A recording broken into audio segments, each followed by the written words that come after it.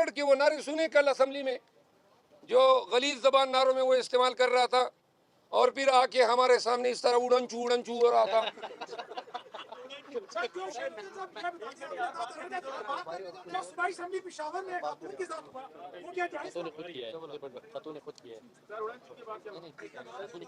سنے نا جی، وہ اس طرح اڑن چو ہو رہا تھا اور ساتھ میں غلط نعرے لگا رہا تھا. میں قسمن کہتا ہوں کہ لمحوں کی دیر تھی، عطا تارڑ وڑ چکا تھا، لیکن بس اللہ نے کرم کیا. آئندہ یہ کر لے، اسمبلی میں اس طرح غلط کلمات نکالے تو انشاءاللہ پھر یہ اڑن چو نہیں ہوگا، ڈین چو ہوگا. بسم اللہ الرحمن الرحیم. کل قومی اسمبلی کے اجلاس میں وزیر اعظم کے انتخاب میں پی ایم ایل این کی طرف سے جس شخص کو امیدوار بنایا گیا تھا، وہ چونکہ ممبر نیشنل اسمبلی فارم 45 پہ منتخب نہیں ہوا تھا، تو اس کے کاغذات نامزدگی پہ ہم نے اعتراض اٹھایا تھا کہ چونکہ شہباز شریف صاحب ایم این اے نہیں ہیں تو وہ وزیر اعظم پاکستان کا الیکشن نہیں لڑ سکتے ہیں. ہمارا اعتراض انہوں نے رد کر دیا. آج بھی الیکشن کمیشن میں فارم 47 کی بازگشت سنائی دی، جب ابھی ہم رانا صاحب میرے ساتھ کھڑے ہیں. N a 141 P T I کے کینڈیڈیٹ تھے سائے وال سے، اور یہ این اے 141 سے فارم 45 پہ جیتے تھے، تاہم فارم 47 پہ ان کی لیڈ جو تھی 7,500 اس کو ختم کیا گیا، اور مخالف امیدوار جو ہیں پی ایم ایل این کے ان کو جتوایا گیا. آج ہماری نالش پہ سماعت تھی، دوسری سائٹ کی وکیل نے مہلت طلب کی ہے. آج کی ایک اہم خبر میں آپ کو دیتا ہوں. اسلام آباد ہائی کورٹ میں بانی chairman P T I Imran Khan صاحب کی طرف سے میں نے اڈیالہ جیل کے سپرڈنٹ کے خلاف توہین عدالت کی درخواست آج دائر کی تھی، جو کہ اس میں آج سماعت ہوئی. 10 ایام قبل اسلام آباد ہائی کورٹ کے جج صاحب محترم سردار اعجاز اسحاق خان نے یہ حکم جاری کیا تھا کہ عمران خان کے ساتھ جب بھی ان کی قانونی ٹیم کی ملاقات ہوگی تو جیل حکام کی طرف سے کوئی بھی 2 نازل شدہ فرشتے جو ان کے 2 محتاط اہلکار ہوتے ہیں، ایک ہماری جانب بیٹھ جاتا ہے، ایک خان صاحب کی جانب، اور ہماری تمام گفتگو وہ سماعت یا سنتا ہے. دوسرا ہم نے یہ عذر اٹھایا تھا کہ ہمیں کوئی کاغذات ان کے پاس لے جانے نہیں دیے جاتے، اور جو بھی کاغذات ہم لے جاتے ہیں وہ ہم سے زبردستی لیے جاتے ہیں. ان کو سکین اور کاپیاں کر کے بعض اوقات لوٹا دیے جاتے ہیں، بعض اوقات لوٹائے بھی نہیں جاتے ہیں. تو تیسری اس میں پٹیشن میں یہ ہماری استدعا تھی کہ پی ٹی آئی کے چند منتخب ایم این ایز اور ایم پی ایز ملنا چاہتے ہیں، تو جج صاحب نے ملاقات کی بھی اجازت دی، اسٹیشنری لے جانے کی اجازت دی، اور سختی سے ممانعت کی کہ خان صاحب کے ساتھ لیگل ٹیم کی میٹنگ کو کوئی جو ہے نہیں سنے گا، اور اتنے فاصلے پہ رہے گا کہ کنورسیشن اس کو سنائی نہ دے. تاہم جو ہماری گزشتہ ملاقات ہوئی، اور آج تک جیل حکام جو ہے مسلسل اس حکم کو پامال کر رہے ہیں، جس پہ آج عدالت نے نوٹس لیتے ہوئے ایڈوکیٹ جنرل اسلام آباد کو نوٹس کر دیا ہے، اور ساتھ میں جیل سپرڈنٹ اڈیالہ اسد وڑائچ کو توہین عدالت کی الزام میں طلب کر لیا ہے. 3 ایام میں اس سے تحریری حلف پہ رپورٹ بھی طلب کی ہے. یہ آج کی تازہ ترین ہے.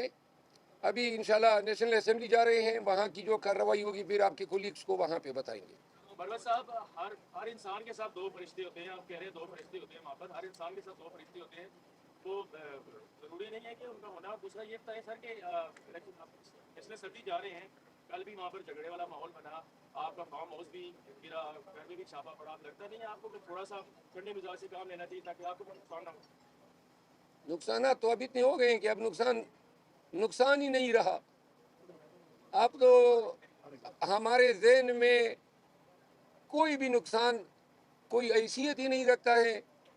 ہم عادی ہو گئے ہیں. البتہ میں کبھی بھی آپ اپنے ساتھ کنورسیشن میں دیکھ لیں، آپ دوستوں کے ساتھ ہمیشہ، صحافیوں کے ساتھ، عام لوگوں کے ساتھ ہم بڑے ہی معتدل مزاج رہتے ہیں. لیکن ظلم اور جبر کے خلاف خاموش رہنا یا معتدل مزاج رہنا یہ بھی ایک جرم ہے. ایگریشن جو انسانی حقوق کے خلاف ہو رہی ہے، ہم آپ لوگوں کی آواز ہیں، ہم پاکستانیوں کی آواز ہے، آپ کے لیے، پاکستانیوں کے حق کے لیے ہم نے اس جبر کے ماحول میں پورے تمتراک کے ساتھ آواز اٹھایا ہوا ہے. آواز میں جب سختی نہیں ہوگی، استقامت اور اس میں گن گرج نہیں ہوگی تو لوگ شاید یہ سمجھے کہ آواز کمزور پڑ گئی ہے. صرف جابر کے خلاف، ظالم کے خلاف اور طاقتور کے خلاف جو ہے آپ کو ہماری آواز میں گن گرج سنائی دے گی. آپ شریف آدمی کو دیکھیں، اس کے ساتھ جب بھی ہم کلام ہوتے ہیں ہماری نظریں ان کے پاؤں پہ ہوتی ہے. مروان صاحب، کل جب عمر ایوب کی تقریر چل رہی تھی اور آپ سفارتی تعلقات نبھا رہے تھے بلاول بھٹو زرداری اور پرویز اشرف صاحب کے ساتھ، ایک تاثر یہ اس وقت دیا جا رہا ہے کہ شیر عبد المروت صاحب قیادت کی بات کو نہیں سنتے، کیا کمنٹ کریں گے؟ قیادت کی کیا بات ہے جو میں نہیں سنتا ہوں؟ قومی اسمبلی کی طرف کون سی مطلب میں نے خلاف ورزی کی ہے اس پہ روشنی ڈالیں. سفارتی تعلقات کا میں جواب علیحدہ دیتا ہوں. آپ کون سی بات کہہ رہے ہیں کہ میں نہیں سنتا ہوں، یا آپ الزام تراشی کر رہے ہیں؟ میں نہیں کر رہا سر، سوشل میڈیا سے ایک تاثر وہ کدھر گئے شوکات؟ عوام کے مسائل کو آپ اسمبلی میں حل کریں گے یا ہر ہفتے آپ احتجاج کریں گے؟ نہیں، اسمبلی میں تو مسائل حل نہیں ہوتے ہیں، اسمبلی میں تو مسائل پیدا ہوتے ہیں. یہ مسئلہ اسمبلی میں پیدا ہوا ہے. یہ جو اجنبی لوگ یہ میں بن کے بیٹھے ہیں، شہباز شریف صاحب جو ہیں الف کے لیے اب اس نے شیروانی بھی اپنے ناپ کی سلوائی ہوگی اور پہن کے پھر حلف بھی اٹھائے گا. اسمبلی جو ہے وہ موجودہ وقت میں، اس دن سپیکر کہہ رہا تھا کہ پاکستان کا طاقتور ترین ایوان ہے. اس طاقتور ترین ایوان کی آپ حالت زار دیکھ لیں. میں اس کا ممبر ہوں، کل نہیں پرسوں پنڈی کی پولیس دن دہاڑے غنڈوں کی طرح سڑک پہ میری گاڑی کا راستہ روک کے کھڑی ہو گئی، بندوقیں اتار لائی. اب کیا جرم ہے میرا؟ سڑک پہ نہیں جا سکتا ہوں. یعنی کہ آپ سوچیں نا. اور پھر جب میں نکلنے لگا تو گاڑی کو ٹکر بھی مار دی. حضرات، جب کوئی ظلم کرتا ہے نا تو ظالم کے آگے کوئی نرمی سے بات نہیں کرتا ہے. پاکستانیوں نے سب نے اگر 9 مئی کے بعد ظلم اور جبر کے خلاف آنکھیں نکال کے کڑے ہو جاتے تو یہ خوف کی فضا کبھی پھیلتی ہی نہیں. پوری قوم کو بیمار کر دیا اس خوف نے. پوری قوم کو انہوں نے جو ہے ڈر اور خوف میں مبتلا کر کے نفسیاتی مریض بنا دیا ہے. ہمارا فرض ہے، آپ کا فرض ہے کہ ہم اپنے بیانات سے، اپنے اقتباسات سے، کوٹیشن سے، اشعار سے قوم کی سائیکولوجیکل تھراپی کریں. یقین کریں ان کو سالوں لگیں گے اس خوف کی فضا سے نکلنے میں. آپ نے سفارتی تعلقات کی بات کی.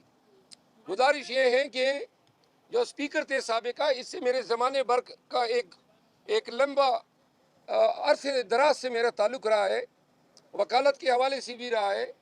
ان کے ساتھ سلام کلام کیا.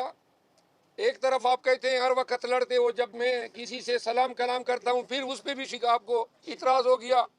جب اس سے سلام کلام کیا تو ساتھ میں بلاول بھٹو زرداری صاحب بیٹھے ہوئے تھے، تو ان کے ہی ایما پہ میں نے ان کے ساتھ سلام کلام کیا. اگر میں نے کوئی غلط کام کیا ہو تو میں معذرت مانگ لوں گا.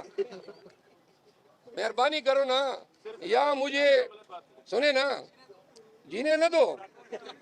میں عرض کرتا ہوں نا، آپ نے وہ عطا تارڑ کے وہ نعرے سنے کل اسمبلی میں، جو غلیظ زبان نعروں میں وہ استعمال کر رہا تھا اور پھر آ کے ہمارے سامنے اس طرح اڑنچو اڑنچو ہو رہا تھا.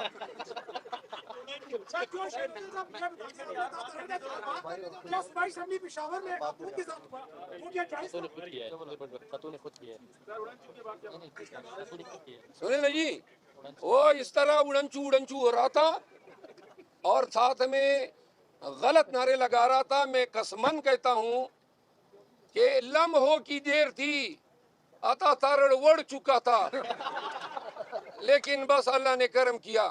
آئندہ یہ کر لے، اسمبلی میں اس طرح غلط کلمات نکالے تو انشاءاللہ پھر یہ اڑنچو نہیں ہوگا، ڈینچو ہوگا.